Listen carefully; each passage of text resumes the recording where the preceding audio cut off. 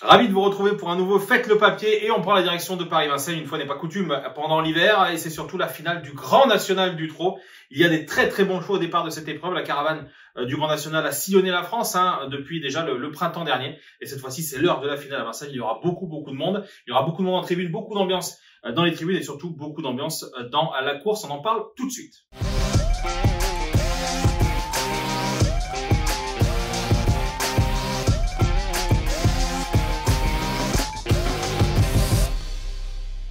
Avant toute chose, n'oubliez pas de vous abonner sur le YouTube d'Equidia pour profiter de toutes les vidéos sur les pronostics du Grand National du Trot, mais aussi pour toutes les plus belles épreuves de l'année. Vous en avez désormais l'habitude. Je commence à faire le papier donc de cette course, faire le papier avec vous. Vous pouvez réagir en commentaire. D'ailleurs, n'hésitez pas à me dire si vous êtes d'accord ou pas avec moi. Il y a certainement plusieurs vérités au départ de cette course, en tout cas avant le coup. Mais à la fin au poteau, il n'y aura qu'un seul gagnant, bien évidemment. Le départ de la course est à 15h15 ce dimanche à Paris-Vincennes, course à suivre bien entendu sur l'antenne d'Equidia, 13 partants, 2 échelons de départ, et vraiment un magnifique plateau.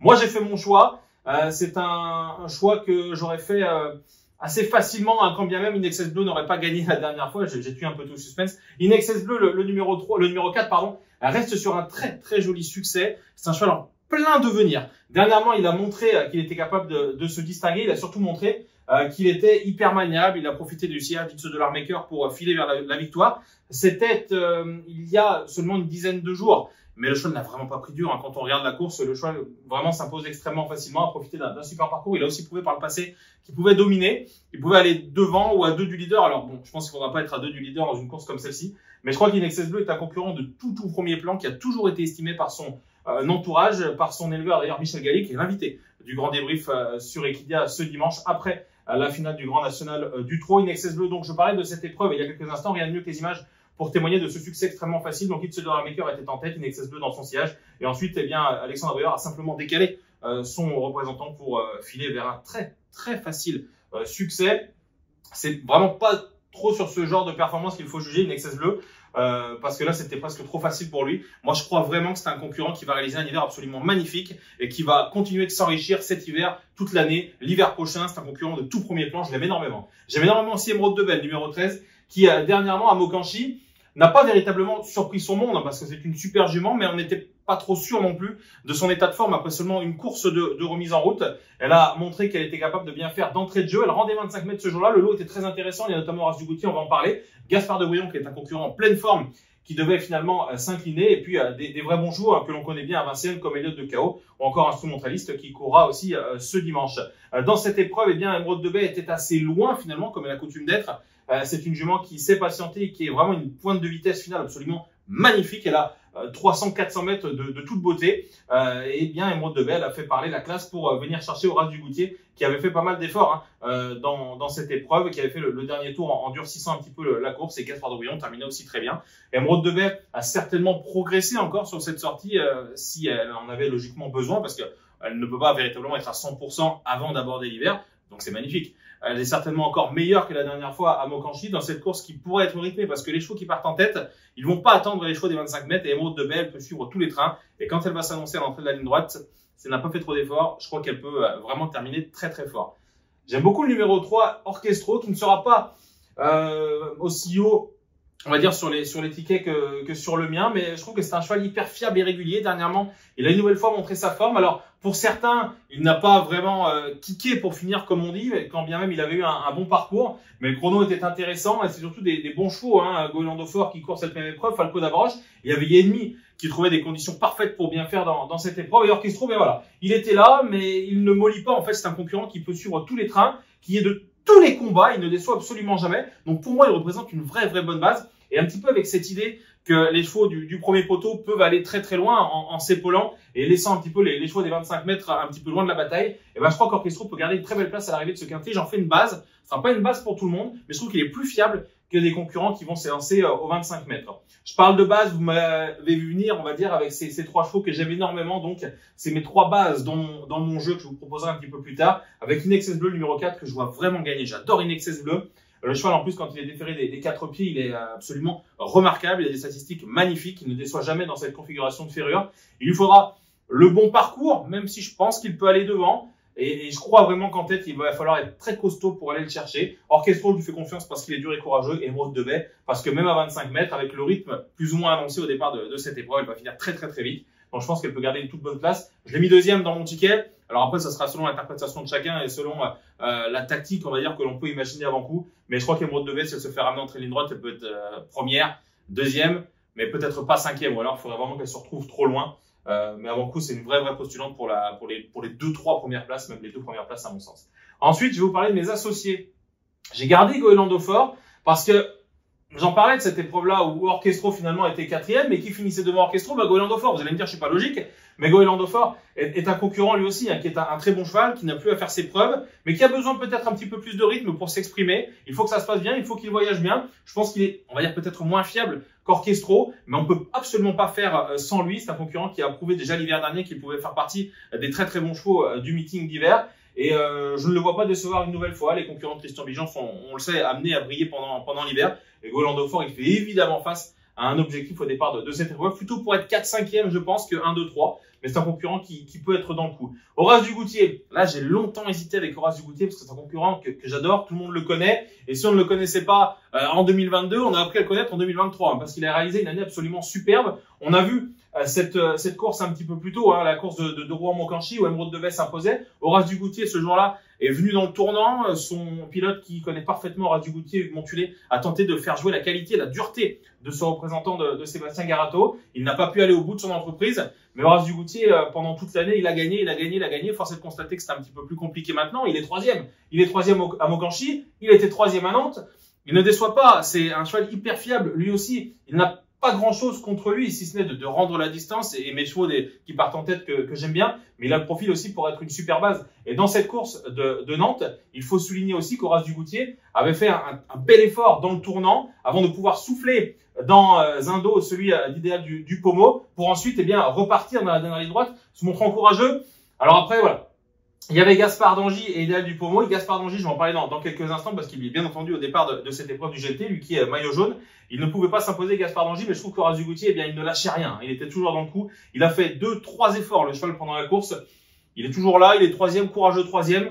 Je ne crois pas qu'il va baisser pavillon à Vincennes à l'heure où certains pourront peut-être demander à souffler dans la montée. Lui, il n'est pas du genre à demander à souffler. Il va durcir. Et avec cette tactique-là, il ne devrait pas sortir des 5 premiers à l'arrivée de ce quintet. Je ne le considère pas comme base parce que voilà, comme je vous explique depuis tout à l'heure, les chevaux qui partent en tête selon moi comme Inexcess Blue et peut-être même Orchestro peuvent tactiquement finir devant Horace Dugoutier. Mais Horace Dugoutier est un cheval de tout premier plan. Tout comme Gaspard d'Angy que je n'ai pas mis en base encore, parce que j'essaie pas de spéculer, mais de pas prendre les bases trop faciles, parce que si Gaspard d'Angy se ressent de ses efforts qu'il a fait pour être tout simplement maillot jaune de ce classement du Grand National du Trot, il pourrait demander à souffler, même si l'écurie de Jean-Michel Baudon est en pleine forme. Gaspard d'Angy, on vient d'en parler. On a vu sa course où il terminait deuxième à Nantes, deuxième battu de peu par Idéal du Pommeau. Il est en super forme, le cheval qui sera associé à Eric Raffin, donc on est obligé de lui faire confiance. Tout comme faire confiance à Ganet de Banville, pour la simple et bonne raison qu'on est obligé de faire confiance à Jean-Michel Bazir. Alors Ganet de Banville, dernièrement, il n'a pas montré un super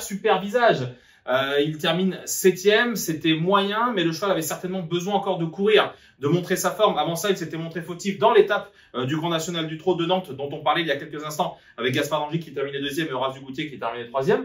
Mais si on remonte un petit peu, pour Ganet de Banville, avant Nantes, il y avait cette course du côté de Paris-Vincennes, c'est à la fin du mois d'octobre. Isoire Védaquet, Hussard du Landrais, ces deux-là, ils ont participé au Prix de Bretagne, la première qualificative au Prix d'Amérique, et Hussard du Landrais, il a même gagné.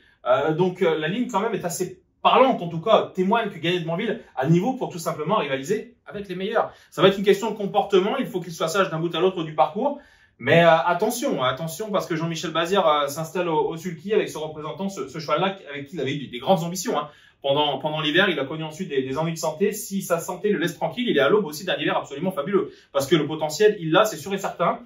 Il doit un tout petit peu rassurer. Parce que dernièrement, j'aurais aimé qu'il court un petit peu mieux. Mais faire sans Ganet de Banville au départ de cette épreuve, je pense que c'est être totalement fou. Donc on doit le garder, même en associé. Et mes associés, ils s'entourent ici. Et en plus, ils se suivent, c'est facile à reconnaître. 8, 9, 10, 11, avec donc Goélando Fort, Horace Dugoutier, Gaspard d'Angy et le numéro 11, Ganet de Banville.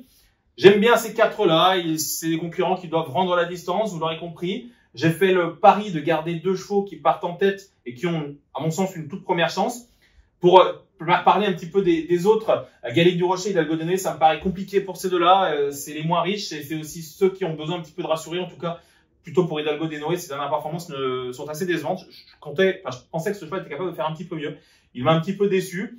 Il y a Gendréen que j'ai pas gardé le numéro 6. Alors certains vont le garder. Gendréen change de pilote. D'habitude, c'est Alexandre Abrivard. Cette fois, c'est Mathieu Abrivard parce qu'Alexandre Abrivard mène In Excess Bleu. Il mène théoriquement la meilleure chance. Et Gendréen est un cheval qui a besoin de dominer pour, à mon sens, donner sa pleine mesure.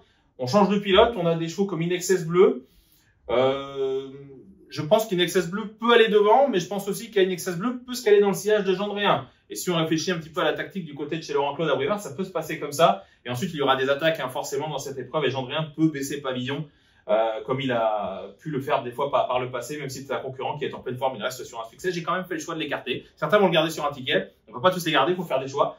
Donc, j'ai pas gardé Gendréen. Et mes deux plus gros regrets, avec Gendréen, c'est Happy Valley, parce que Happy Valley est une jument qui a montré sa forme à de très nombreuses reprises, qui est capable de très très bien finir ses parcours. Mais les dernières fois, eh bien, j'en espérais mieux d'Happy Valley. Elle m'a un petit peu déçu. Alors, elle est troisième la dernière fois, elle court bien une nouvelle fois, elle finit fort.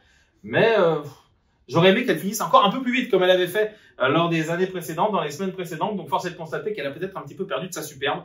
Donc, j'ai fait le choix de l'écarter, parce qu'avec les snipers, on va dire, qu'il y a au deuxième échelon, avec Émeraude de Baie et Gannet de Banville en priorité, je crois quand même qu'Happy Valley, elle est peut-être un ton en dessous à l'heure actuelle de ces deux-là. Et Gamin Jabba, numéro 5, je ne l'ai pas gardé parce que tout simplement, Gamin Jabba, même s'il a été préparé pour très bien faire dans cette épreuve, il s'entend super bien avec Jean-Michel Bazir. Nicolas Bazir a déjà mené Gamin Jabba vers les toutes premières places, mais quand Jean-Michel Bazir se met sous le kick Gamin Jabba, celui-ci eh bien, est encore meilleur.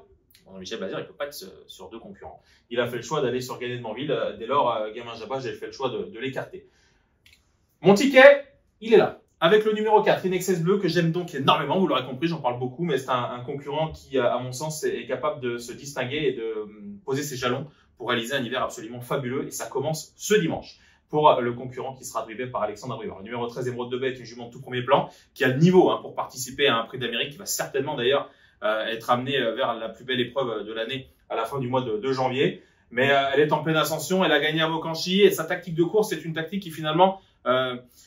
profite aux chevaux qui peuvent monter gentiment en condition parce qu'elle attend, elle fait finalement qu'un sprint quand elle se fait bien ramener. Donc tout ça, c'est bon pour le moral de doubler les chevaux et surtout la condition, eh bien, elle est progressive. L'opposition face à Émeraude de Baie est pas sensiblement la même que la dernière fois, mais c'est pas loin d'être le cas. Alors on rajoute évidemment In Excess Bleu, on rajoute Gannet de Banville qui participait pas à la course à Mokanchy.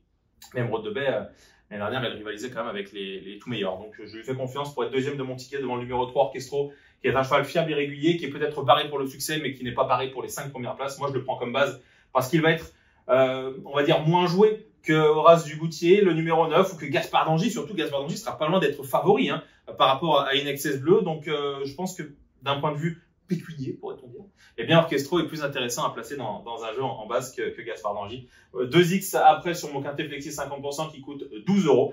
Et voilà, j'ai brisé un peu le suspense puisque j'ai parlé de Gaspard d'Angy. On rajoute Gannet de Banville, le numéro 8, Goéland Fort, ces 4 là à 8, 9, 10, 11. En espérant que parmi ces 4 là, eh bien, il y en ait 2 qui viennent compléter ma bonne combinaison. Et là, ça pourrait être sympa. On pourrait passer un beau dimanche pour commencer le mois de décembre et se projeter vers les fêtes de fin d'année avec quelques euros en poche avant d'aborder le mois de janvier, qui est un mois magnifique lors du meeting d'hiver de Vincennes. Merci de nous avoir suivis. On se retrouve très bientôt donc pour les prochaines grandes échéances chez les trotteurs. Bonne fin de journée à tous. Bye bye.